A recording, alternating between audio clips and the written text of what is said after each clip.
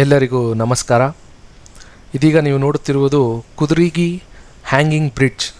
ನಾವು ಗೇರ್ಸೊಪ್ಪದಿಂದ ಹೊನ್ನಾವರದ ಕಡೆಗೆ ಹೊರಟಾಗ ನಮಗೆ ಎಡಗಡೆಗೆ ಸಿಗುತ್ತಿದ್ದು ಶರಾವತಿಗೆ ಅಡ್ಡವಾಗಿ ಕಟ್ಟಿರುವಂತಹ ಈ ತೂಗು ಸೇತುವೆ ನೋಡಲು ಮನಮೋಹಕವಾಗಿದೆ.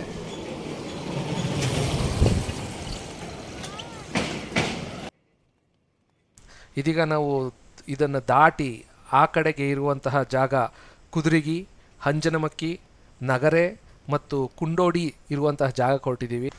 ಈ ಜಾಗ ಗೇರುಸೊಪ್ಪ ಅರಸರ ಆಡಳಿತಕ್ಕೆ ಒಳಪಟ್ಟಿದ್ದರಿಂದ ಇಲ್ಲಿ ಬಹಳಷ್ಟು ದೇವಾಲಯಗಳನ್ನು ನಾವು ನೋಡಬಹುದು. ಇಲ್ಲಿ ಬಹಳಷ್ಟು ಕಾಡು ಮತ್ತು ಜಮೀನುಗಳಲ್ಲಿ ಪಾಳು ಬಿದ್ದಂತಹ ಜೈನ ದೇವಾಲಯಗಳು, ಪಾಳು ಬಿದ್ದಂತಹ ಜೈನ ತೀರ್ಥಂಕರರ ಮೂರ್ತಿಗಳನ್ನು ನಾವು ಕಾಣಬಹುದು. ಇಲ್ಲಿರುವಂತಹ ನಮ್ಮ ಗೈಡ್ ಆ ಒಂದು ಜಾಗಕ್ಕೆ ಕರೆದುಕೊಂಡು ಹೋಗ್ತಾ ಇದ್ದಾರೆ. ಇದೀಗ ನೋಡ್ತಾ ಇರ್ಬೋದು ನೀವು, ಇದು ಯಾರ್ದೋ ಒಂದು ಜಮೀನು. ಆ ಜಮೀನಲ್ಲಿ ಬೆಳೆದಿರತಕ್ಕಂತಹ ಕಾಡು, ಆ ಕಾಡಿನ ನಟ್ಟ ನಡುವೆ ಪಾಳು ಬಿದ್ದಂತಹ ಆ ಕಲ್ಲಿನ ದೇವಸ್ಥಾನ.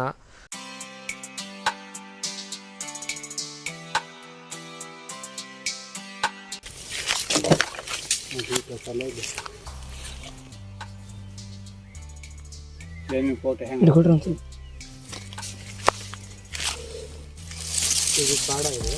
ಕಾಡೆಲ್ಲ ಇದೆ. ಹೊಸ ಸಾಯ್ಬ್ರಿ ಜಮೀನಿದೆ, ಕಾಫಿ ಜಮೀನಿದೆ. ಹಳೆ ದೇವಸ್ಥಾನಗಳು ಹಾಗೆ ಇದಾವೆ.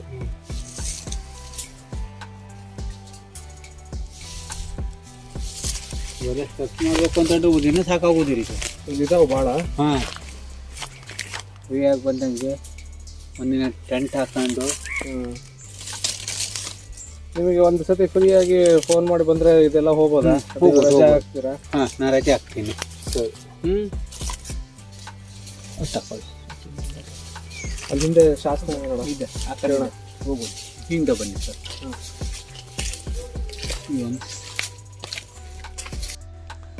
ನೀವು ನೋಡ್ತಾ ಇರೋ ಹಾಗೆ ಭಗ್ನಗೊಂಡಿರುವಂತಹ ತೀರ್ಥಂಕರ ಮೂರ್ತಿಗಳು, ಪಾಳು ಬಿದ್ದಂತಹ ಅದರ ಅಕ್ಕಪಕ್ಕದ ದೇವಿ ದೇವತೆಗಳು, ಯಕ್ಷ ಯಕ್ಷಿಣಿ ಅಂತಲೂ ಹೇಳ್ಬೋದು.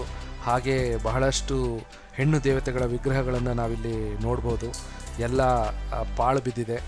ಅದನ್ನು ಯಾವುದೇ ಪುರಾತತ್ವ ಇಲಾಖೆಯಾಗಲಿ, ಸಂಬಂಧಪಟ್ಟ ಇಲಾಖೆಗಳಾಗಲಿ ಯಾವುದೇ ರೀತಿಯ ಗಮನ ವಹಿಸಿಲ್ಲ. ಮತ್ತು ಅದನ್ನು ನೋಡಿಕೊಳ್ಳೋರು ಇಲ್ಲಿ ಸುತ್ತಮುತ್ತಲು ಯಾರು ಉಳಿದಿಲ್ಲ ಅನ್ನೋದು ಬಹಳ ದಟ್ಟವಾಗಿ ಕಾಡುತ್ತೆ. ಈಗ ನೀವು ನೋಡ್ತಾ ಇರೋದು ಒಂದು ಶಾಸನದ ಕಲ್ಲು. ಅಲ್ಲಿ ಮೇಲ್ಗಡೆ ತೀರ್ಥಂಕರರ ಮೂರ್ತಿ, ಅದರ ಕೆಳಗಡೆ ಅದನ್ನು ಆರಾಧಿಸ್ತಾ ಇರೋರು, ಮತ್ತು ಅದರ ಕೆಳಗಡೆ ಕೆತ್ತಿರುವಂತಹ ಲಿಪಿ ಪಾಚಿ ಕಟ್ಟಿ ಮುಚ್ಚೋಗಿದೆ. ಅದರ ತರಹನೇ ಇನ್ನೊಂದು ಪಕ್ಕದಲ್ಲಿರುವಂತಹ ಶಾಸನ, ಅಲ್ಲಿ ಏನು ಬರೆದಿದ್ದಾರೆ ಅನ್ನೋದು ಯಾವುದೇ ರೀತಿಯ ದಾಖಲೆಗಳಲ್ಲಿ ಉಲ್ಲೇಖಿಸಿಲ್ಲ.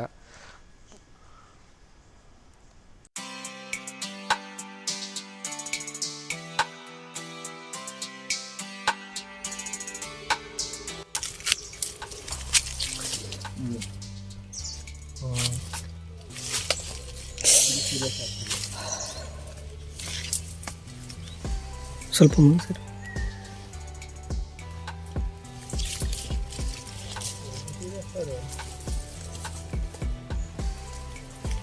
ಸರು, ನೀವು ನಮ್ಮೊಂದು ವಾರದ ಮುಂಚೆ ಫೋನ್ ಮಾಡಿ. ಕರೆಕ್ಟಾಗಿ ಇದು ಎಲ್ಲ ಸೌರ್ಬೇಕು, ಕೊತ್ತಿ ತಗೊಬರ್ಬೇಕು, ಎಲ್ಲ ಸೌರಿ ಮಾಡಿ ಚಂದ ಮಾಡಿ ಶೂಟಿಂಗ್ ಮಾಡೋದು ನೀವು ಸರ್. ಸರಿ ಸರಿ. ಬಸ್ತಿರು ಉಳು ಅಷ್ಟೇ, ಬಸ್ತಿರು ಉಳ್ಕೊಂಡು ಅಕ್ಕ ಮಾಸ್ಟರ್ ಹೋಗ್ಬೇಕ ಅಕ್ಕ ಬನ್ನಿ. ಸರಿ ಸರಿ.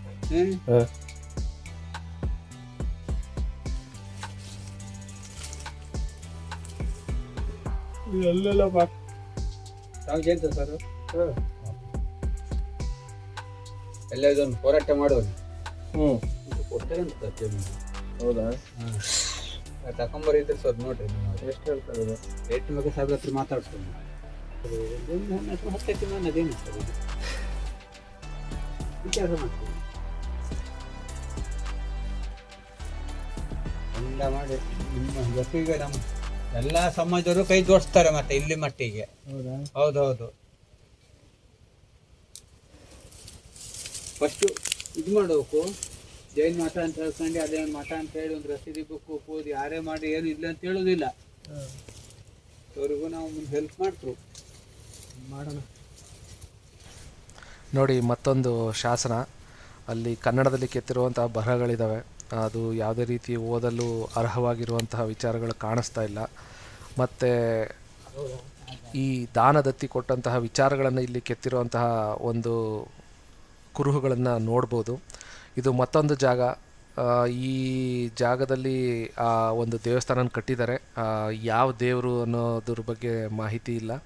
ಆದರೆ ಇಲ್ಲಿ ಮುಂದೆ ನೀವು ನೋಡ್ತಾ ಇದ್ದಂಗೆ ಕೊಳದ ಥರ ಕಾಣ್ತಾ ಇದೆಯಲ್ಲ, ಇದು ಭಾಗಶಃ ಕಲ್ಯಾಣಿ ಆಗಿದ್ದಿರಬಹುದು. ಇದನ್ನು ನಾವು ಎಲ್ಲಿ ನೋಡ್ಬೋದು ಅಂದರೆ ಈ ಪಾರ್ಶ್ವನಾಥ ತೀರ್ಥಂಕರರ ದೇವಸ್ಥಾನದ ಮುಂದೆ ಈ ಕಲ್ಯಾಣಿಗಳನ್ನು ನೋಡ್ತೀವಿ. ಇದೀಗ ತೀರ್ಥಂಕರರ ದೇವಸ್ಥಾನವಾಗಿ ಉಳಿದಿಲ್ಲ. ಉಳಿದಂತಹ ವಿಗ್ರಹಗಳನ್ನು ಒಂದು ಗುಡಿ ಥರ ಕಟ್ಟಿ ಅದರೊಳಗಡೆ ಆ ವಿಗ್ರಹನಿಟ್ಟು ಪೂಜೆ ಮಾಡ್ತಾ ಇದ್ದಾರೆ.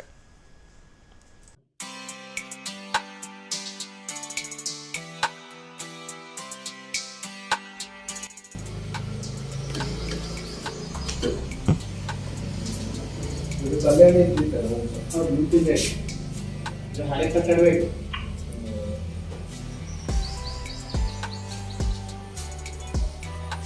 ನೀರು ಹ್ಯಾಂಗ್ ಬರ್ತಾ ಇದೆ.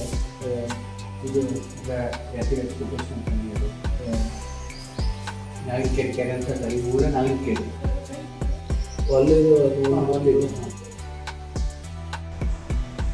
ಈ ದೇವಸ್ಥಾನದ ಸುತ್ತಮುತ್ತ ನೀವು ನೋಡ್ಬೋದು ಬಹಳಷ್ಟು ವೀರಗಲ್ಲುಗಳು, ಶಾಸನಗಳು ಮತ್ತು ದಾನದತ್ತಿ ಕೊಟ್ಟಂತಹ ಕುರುಹುಗಳನ್ನು ನೋಡ್ಬೋದು. ಈ ಒಂದು ಶಾಸನದಲ್ಲಿ ನೀವು ನೋಡ್ಬೋದು ತೀರ್ಥಂಕರರ ಮೂರ್ತಿ ಅಥವಾ ತೀರ್ಥಂಕರರ ಒಂದು ಬಿಂಬವನ್ನು ಅಲ್ಲಿ ಮೇಲೆ ಕೆತ್ತನೆ ಮಾಡಿದ್ದಾರೆ. ಅದರ ಕೆಳಗಡೆ ಅಲ್ಲಿ ನಡೆದಂತಹ ಘನಘೋರ ಯುದ್ಧದ ಒಂದು ಏನು ಕೆತ್ತನೆ ಕಾಣಬಹುದು. ಹಾಗೂ ಮತ್ತು ತೀರ್ಥಂಕರರ ಆರಾಧನೆ ಮತ್ತು ಯುದ್ಧಗಳ ಸನ್ನಿವೇಶಗಳು, ಯುದ್ಧದ ಸನ್ನಿವೇಶಗಳ ಜೊತೆಗೆ ಇಲ್ಲಿ ಬಹಳಷ್ಟು ದಾನದತ್ತಿ ಕೊಟ್ಟಂತಹ ವಿವರಗಳನ್ನು ಉಲ್ಲೇಖಿಸಲಾಗಿರುತ್ತೆ. ಹಾಗೂ ಮತ್ತು ಜೈನ ಧರ್ಮದ ಪರಿಪಾಲನೆ, ಅದರಲ್ಲಿ ಆಚಾರ ವಿಚಾರ, ಅಲ್ಲಿ ರಾಜ ರಾಣಿಯರ ಒಂದು ದೀಕ್ಷೆ ತಗೊಂಡಂತಹ ವಿಚಾರ ಆಗಿರಲಿ, ಅಥವಾ ಯಾವುದೇ ಸನ್ಯಾಸತ್ವ ಸ್ವೀಕಾರ ಮಾಡಿದಂತಹ ಮುನಿಗಳ ವಿಚಾರ ಆಗಿರಲಿ, ಈ ಥರ ಬಹಳಷ್ಟು ವಿಚಾರಗಳನ್ನು ಈ ಶಾಸನಗಳಲ್ಲಿ ಉಲ್ಲೇಖಿಸಿರುತ್ತಾರೆ. ಇಲ್ಲಿರುವಂಥ ಶಾಸನಗಳಲ್ಲಿ ಈ ವಿಚಾರಗಳನ್ನು ಒಳಗೊಂಡು ಬೇರೆ ವಿಚಾರಗಳನ್ನು ಉಲ್ಲೇಖಿಸಿರಬಹುದು. ಅದು ಅಧ್ಯಯನ ಮಾಡಿದಾಗಲೇ ಗೊತ್ತಾಗುವಂಥದ್ದು.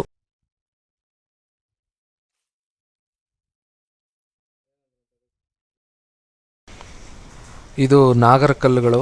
ವಿಶೇಷವಾಗಿ ವಿವಿಧ ತರಹದ ನಾಗರಕಲ್ಲುಗಳನ್ನು ನೋಡ್ಬೋದು ಇಲ್ಲಿ. ಈ ಗೇರ್ಸೊಪ್ಪ ಕಾಡಿನ ಸುತ್ತಮುತ್ತ ನಿಮಗೆ ವಿವಿಧ ನಾಗರಕಲ್ಲುಗಳನ್ನು ಹಂತ ಹಂತವಾಗಿ ನೋಡ್ಬೋದು. ಬಹಳಷ್ಟು ನಾಗರಕಲ್ಲುಗಳನ್ನು ದೇವಸ್ಥಾನದ ಸುತ್ತಮುತ್ತ ಹಾಗೂ ನಾಗರಕಟ್ಟೆ ಮತ್ತು ಕಾಡಿನ ವಿವಿಧ ಭಾಗಗಳಲ್ಲಿ ನೋಡ್ಬೋದು.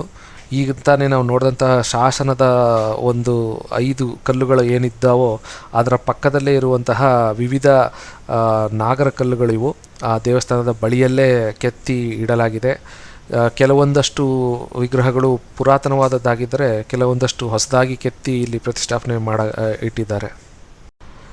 ಇದೀಗ ನಾವು ಹೊರಟಿರೋದು ಇಲ್ಲೇ ಸ್ಥಳೀಯರು ತಮಗೆ ಸಿಕ್ಕಂತಹ ಒಂದು ದೇವಿಯ ವಿಗ್ರಹವನ್ನು ಈ ಪ್ರಾಂತ್ಯವನ್ನು ಆಳುತ್ತಿದ್ದಂತಹ ರಾಣಿ ಚೆನ್ನಭೈರಾ ದೇವಿಯ ನೆನಪಿನಾರ್ಥ ಆ ದೇವಿಯ ಹೆಸರನ್ನೇ ಈ ದೇವಸ್ಥಾನಕ್ಕೆ ಇಟ್ಟು ತಮಗೆ ಸಿಕ್ಕಂತಹ ದೇವಿಯ ಮೂರ್ತಿಗೆ ರಾಣಿ ಚೆನ್ನಭೈರಾ ದೇವಿ ಎಂದೇ ಹೆಸರನ್ನಿಟ್ಟು ಒಂದು ಸಣ್ಣ ಗುಡಿಯನ್ನು ಕಟ್ಟಿರುವಂತಹ ಸ್ಥಳ ಇದು.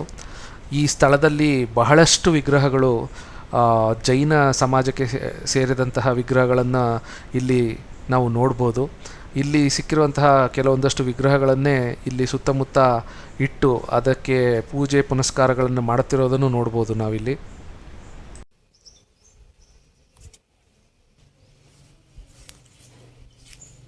ದೇವಿನ ಅವರ್ಸಿ ಅಂತ ಕರೀತಾರ.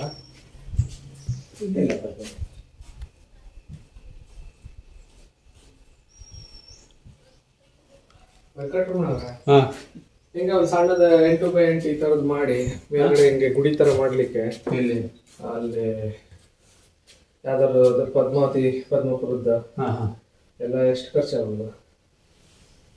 ಖರ್ಚು ಮಾಡ್ದಂಗೆ ಉಳಿತಾರೆ. ಎಷ್ಟು ಹಾಕ್ಬೋದು ಅಂದ್ರೆ ಏನು ಈ ತರ ಈಗ ಒಂದು ಇದೆಷ್ಟು 8x8 10x10 ಇದೆ ಅಲ್ವಾ? RCC ಅಲ್ಲ ಮೇಲ್ಗಡೆ ಹಿಂಗೆ ಹಂಚಿನ ತರದ್ದು ಹಾಕಿ ಒಂದು ಗೇಟ್ ಮಾಡಿಸ್ಲಿಕ್ಕೆ. ಹೌದು ಮಾಡಿಸ್ತೀನಂತೂ ಮುಂದೆ ಮಾಡಿಸೋರು ಇದ್ದು ಬಿಟ್ರೆ ಆ ಊರವರೇ ಸ್ವಲ್ಪ ಕೊಡ್ತಾರೆ. ಹೌದಾ? ಹೌದೌದು. ಅದ್ರ ಬಗ್ಗೆ ನಾನು ಪದ್ಮಪುರ ಗುಡ್ಡದ ಮೇಲೆ. ಹೌದೌದು. ಅದಕ್ಕೆ ಎಷ್ಟಾಗ್ತದೆ?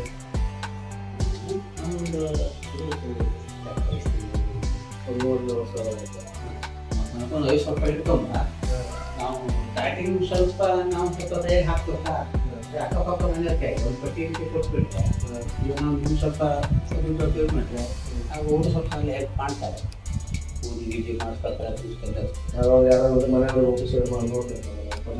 ಹಾಂ ಅದು ಪೂಜೆ ಗೀಜೆ ಮಾಡೋರು ಬೇರೆ ಸಮಾಜದವ್ರು ನೋಡ್ರೆ ಅವ್ರು ನಿಮ್ಮ ಸಮಾಜದಲ್ಲಿ ಇರ್ಬೇಕು